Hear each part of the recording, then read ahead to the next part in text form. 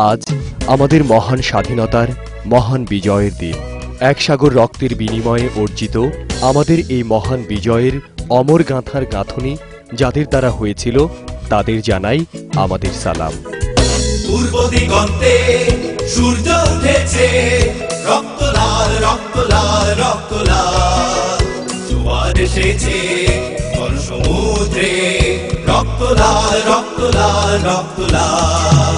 পূর্ব দিগন্তে সূর্য উঠেছে, রক্ত লাল রক্ত লাল রক্ত লাল, জোয়ার এসেছে সমুদ্রে, রক্ত লাল রক্ত লাল রক্ত লাল। সে বিজয় গাঁথার এক নির্ভীক সৈনিকের কাছ থেকে শুনব আমাদের মহান বিজয়ের কথা। আজ 16 ডিসেম্বর 1971 সনের এই দিনে আমরা পাকিস্তানি হানাদার বাহিনীর কাছ থেকে এই দেশকে মুক্ত করেছিলাম। আজ আমাদের মুক্তিযুদ্ধের একটা বিশেষ দিন, মহান দিন। প্রতি বছরই এই দিনে অনেক স্মৃতির কথা মনে হয়।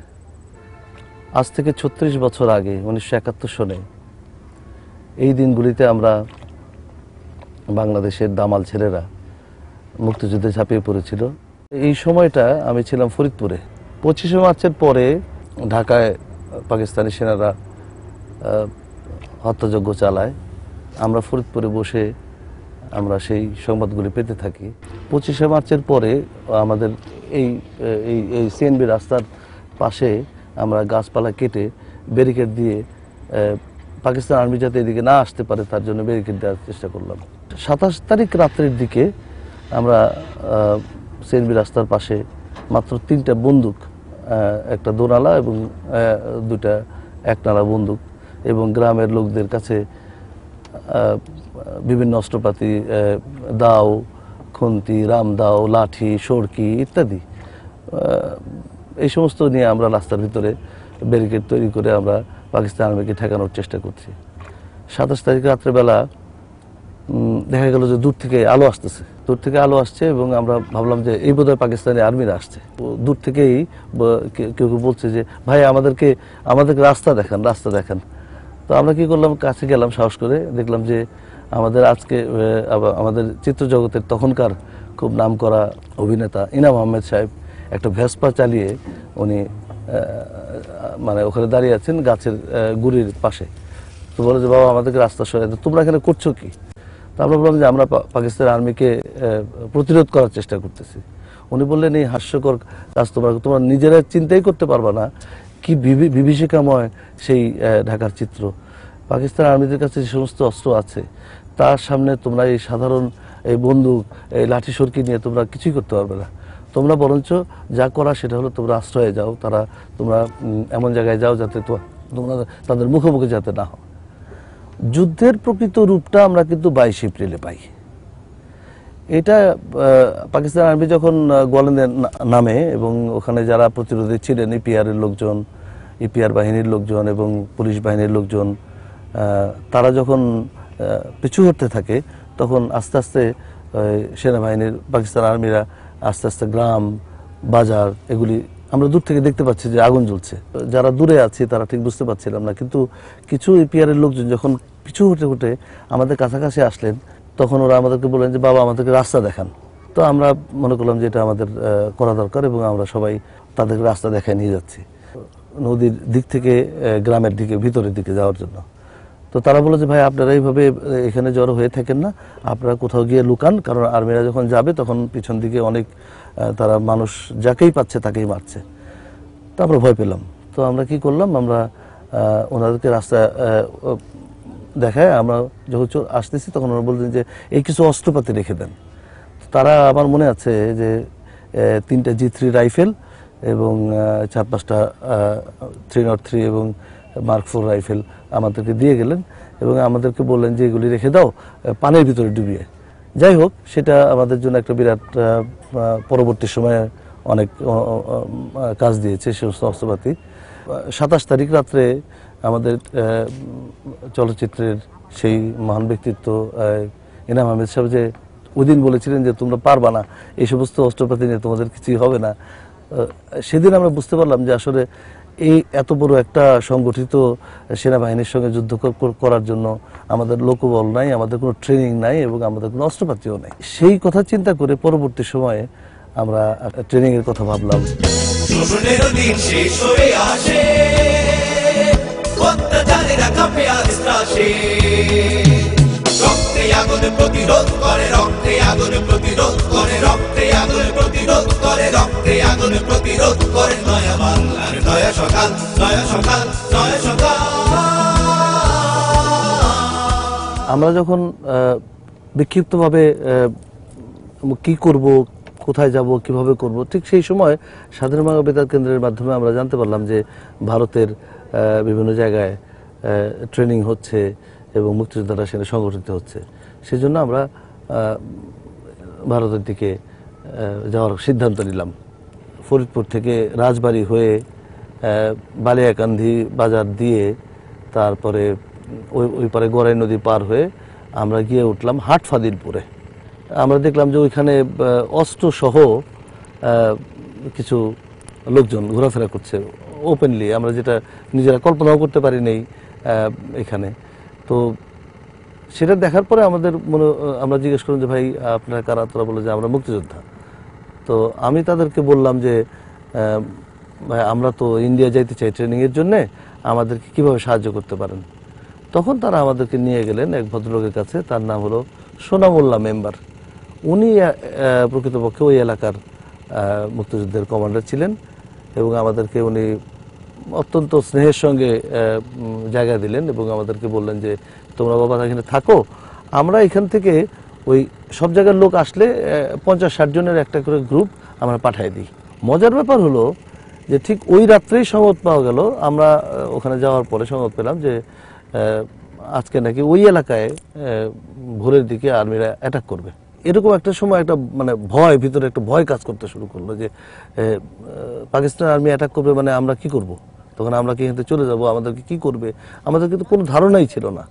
তো যাই হোক, তো আমাদেরকে সন্ধ্যার পরে এক জায়গায় নিয়ে একটা ক্যানাল, ওখানে আপনারা জানেন যে ওই এলাকায় ইরিগেশনের জন্য প্রচুর ক্যানাল খোঁড়া হয়েছে এবং সেই ক্যানালের পারে কোনো এক জায়গায় আমাদেরকে দুটো অস্ত্র দিয়ে বলো যে এখানে আপনারা এখানে বসে থাকেন। তো আমরা ওইভাবে সারা রাত্র ওখানে ছিলাম এবং ওই দিন সারা রাত্রই কিন্তু গোলাগুলি হয় আমাদের থেকে সম্ভবত বেশ কিছু দূরে। ওই যুদ্ধটা পুরোপুরি দেখিনি, কিন্তু পরবর্তী দিনে জানতে পারলাম যে এখানে 2 জন শহীদ হয়েছে, তার ভিতরে একজনের নাম নজরুল। সপ্তাহখানেক পরে আমাদেরকে একটা গ্রুপ দিয়ে ইন্ডিয়ার উদ্দেশ্যে রওনা করে দিল এবং সেটা ছিল মধ্যরাত। তো ওই পারে যখন গেলাম, যখন পায়ের দিকে তাকায় দেখি তখন পা ফুলে গেছে এবং জুতা খুলতে পারছি না। তো সে জুতা কেটে আমাকে পা বের করতে হয়েছিল এবং আমার গায়ে প্রচণ্ড জ্বর ছিল, পায়ে একটু ইনফেকশনও ছিল। তো আমরা ওখানে যাওয়ার পরে ওখানে একটা ইয়ুথ ক্যাম্প ছিল, ইয়ুথ ক্যাম্পে আমরা গিয়ে উঠলাম। ইয়ুথ ক্যাম্পে ওঠার পরে সেখানে আমাদেরকে নাম লেখাইলো এবং আমার খালি একটাই চিন্তা সবসময় কাজ করছে যে কত তাড়াতাড়ি এখান থেকে ট্রেনিং নিয়ে বাংলাদেশে চলে যাওয়া যাবে, কারণ আমি তো অরক্ষিত রেখে আসছি দেশকে। সুতরাং সেই জন্য আমি কি করলাম, আমি খুঁজতে থাকলাম যে কোন পথে গেলে আমি তাড়াতাড়ি ট্রেনিংটা পাবো। তখন ওদেরকে জিজ্ঞেস করে বলবো যে রানাঘাট ইয়ুথ ক্যাম্পে যাও, ওখান থেকে তোমাদেরকে ওই ট্রেনিং ক্যাম্পে নিয়ে যাবে।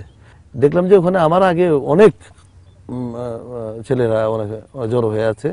ওই সিরিয়াল মোতাবেক যদি আমরা ওখানে যাই, মানে দাঁড়াই, তাহলে পরে আমার অ্যাকচুয়াল যে ট্রেনিং সেন্টার সেখানে পৌঁছতে আমার অনেক সময় লাগবে।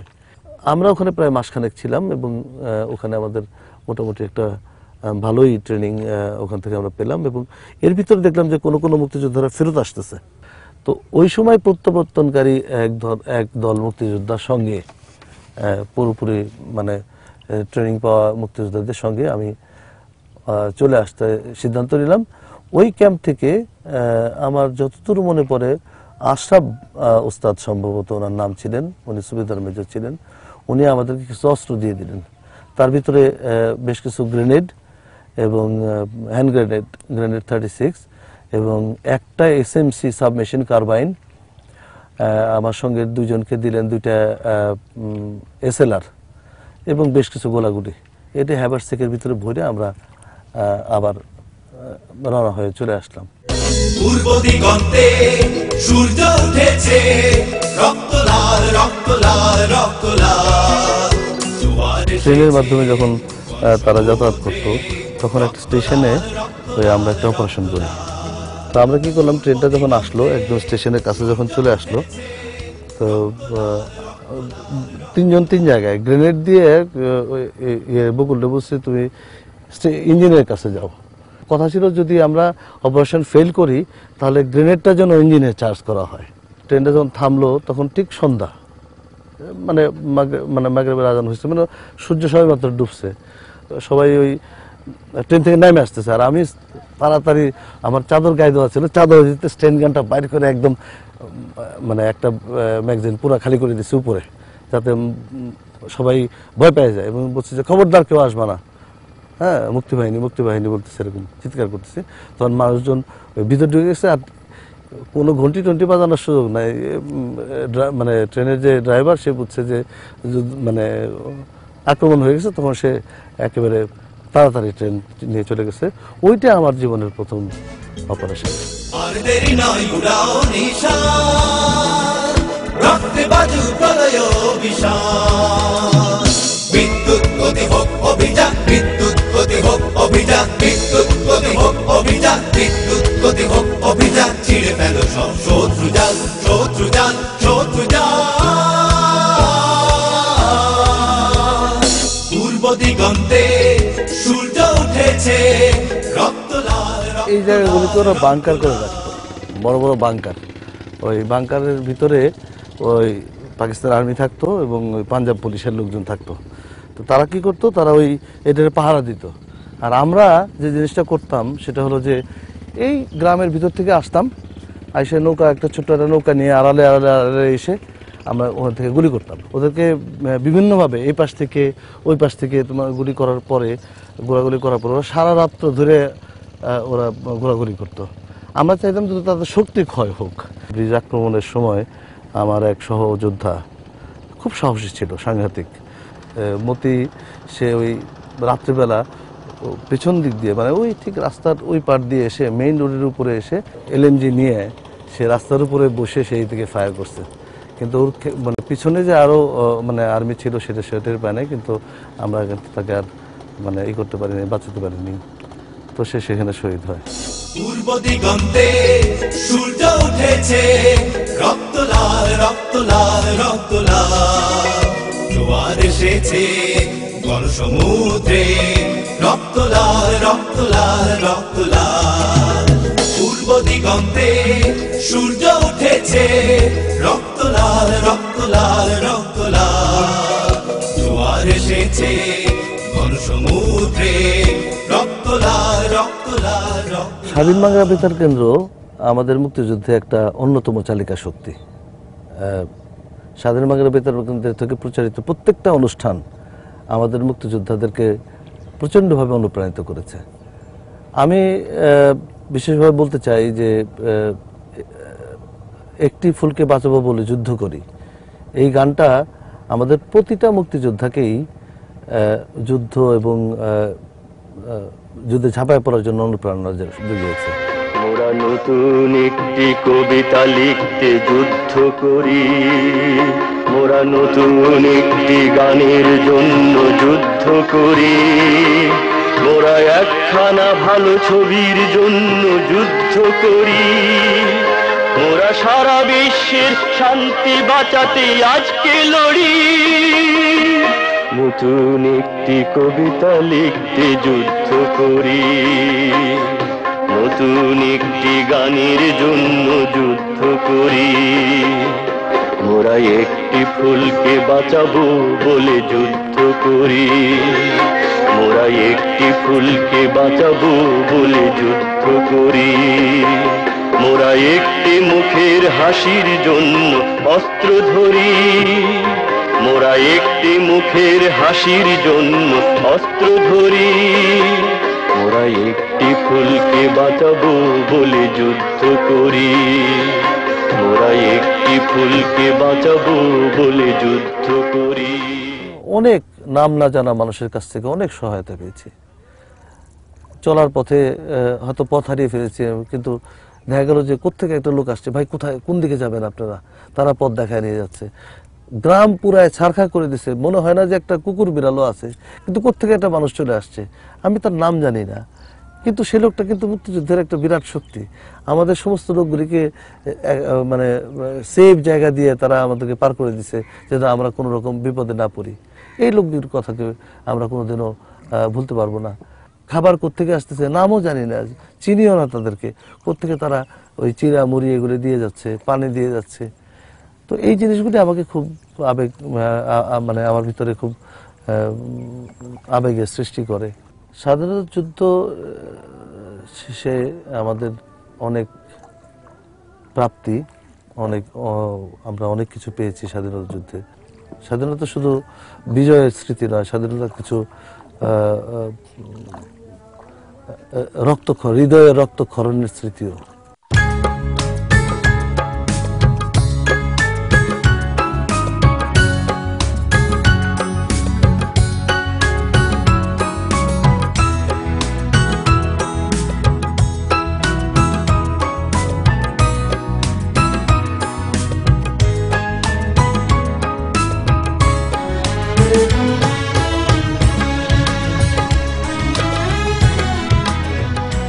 স্বাধীনতার ৩৬ বছর পর আজও আমি বেঁচে আছি, কিন্তু সে সময় হারিয়েছি অনেক প্রিয়জনকে, অনেক সহযোদ্ধাকে।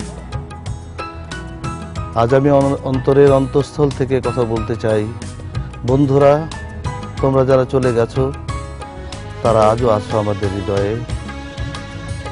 তোমরা থাকবে যতদিন থাকবে বাংলাদেশ। সালাম তোমাদের, সালাম সালাম বন্ধুরা, সালাম সালাম সালাম হাজার সালাম সকল শহীদ স্মরণে। আমার হৃদয় রেখে যেতে চাই তাদের স্মৃতির চরণে। সালাম সালাম হাজার সালাম